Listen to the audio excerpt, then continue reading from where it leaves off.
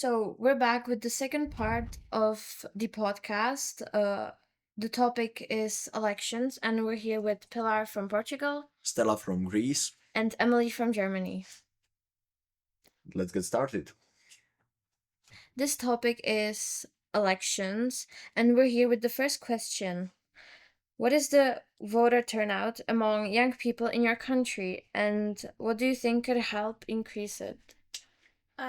So in my country, the voting turnout is pretty low. And I think maybe if there were more online updates, like more, if there was awareness raised on social media, maybe they would check out and be informed about political stuff, so they would vote more. Yeah. So the voter turnout there are some factors that influence this. And for example, the voter engagement, the set of the political stations, these are like factors that have some influence.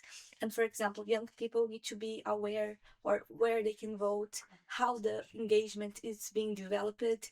So it depends how they can obtain those informations. Yeah.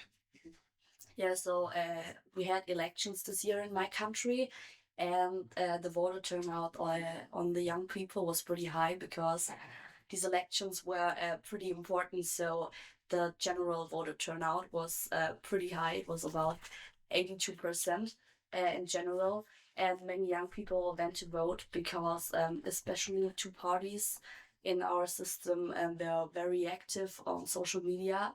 So they reached a lot of young people. But it were both extremist parties. So yeah, that's slightly concerning, but yeah, this is also a key factor in Portugal. There is a party that is extremely left right wing, and they use a lot of social medias that can catch the adolescents, the young people attention. So we need to be aware of these. Okay, and what do you think that motivates young people to participate in elections? Like young people are the future, and when they know about this, they want to make the change, and they started like looking more about some areas such as economy, climate change, education, and they want to become more aware of the situation of the country. yeah, I also think that I think it's really important that young people have the opportunity to be represented in the government or in the system. And I think right now, at least in my country, is that we don't have that many young people in our government. So I think it would be great if more young people would go into politics to represent the other young people, because I think they also know the most about the topics that are important for young people. For example, housing. If you want to go study somewhere, you also have to pay your rent, or stuff like that. Also climate change, as you said. And like there are some projects that, for example, in Azores they do, which is called the Youth Parliament, and they brought some students to talk about elections, about democracy, and also in Erasmus projects, can be an opportunity, as she said, about young people have contact with voting and those things. Yeah, also they are concerned about their future family, so they're willing to make their country or the place that they live a better home for them. So yeah, that's big motivation. Okay, so do you think the motivation is, like you said, change some education or economy and increase these things? Yeah, basically think about your future as a young person. Yeah, because I think right now in the German government or stuff like in our political situation, we have many different parties, but I think the target group of the most parties is more like middle-aged or older people. So I think that's the problem also why maybe not that many young people engage with politics, because they're not seen as a target group, and I think that's a big problem. How often do you think the elections should be held to ensure fair representation? Um, I think that elections should be held regularly. Yeah. So each party that was elected can have the chance to do the changes that he was willing to make and to have that time. And like every 4 years, as we do in Greece, I think it's a perfect time. Okay. Yes, I think it should be often that have this fair regulation, because when you are fair, we are more honest, we are more clear. And also in Portugal, it's like 4 years, and it's a good time because we can know how the government will deal with the society, if you like not. So it's good. Yeah, we also have elections every 4 years, and as Stella said, I think that's a good time to be held regularly because yeah, the parties have the chance to prove themselves, and if it's not good enough for the society, then they can change it after 4 years. Okay, so do you think the 4 years is great? Yeah. Yeah, and what is your attitude of young people toward political campaigns? Are they effective or just annoying? Personally, I don't find them annoying, but I think that most of young people in my country don't find them that effective, or they do not appreciate the whole system that much. So I think they are most likely to find them a little annoying. I think it depends how the party will catch the audience, like young people. So they need to communicate in their own language with young people. Some of them will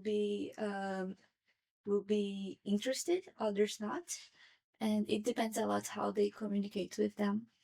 Yeah, I would also say it depends strongly on the campaign because, yeah, in Germany we had our elections this year, and two parties, as I already said, they were very strong on social media, and so they reached a lot of young people.